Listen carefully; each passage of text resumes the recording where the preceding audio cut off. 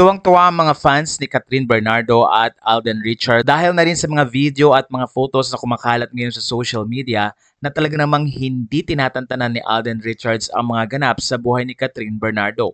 Kamakailan nga ay nagpa-blessing si Catherine sa kanyang bagong mansyon at marami nga ang nagulat nang makita nila doon si Alden Richards.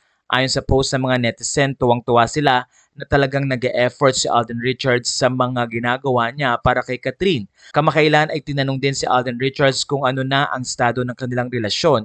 Sabi naman ni Alden Richards, "What you see is what you get." Sa puntong ito ay hinahayaan na lang muna ni Alden kung ano ang mangyari sa kanila ni Catherine at ang mga personal na bagay daw ay hindi naman dapat ibinabahagi na sa social media. Ang mahalaga ngayon ay may time si Alden na mabigyan si Catherine ng oras at maging part nga ng mga milestone sa buhay ni Catherine.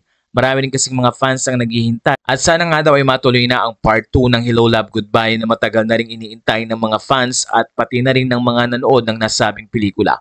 Matatanda ang kumita ng halos 900 million ang nasabing pelikula ni Alden at Catherine na talaga namang nagpakilig sa maraming mga netizen.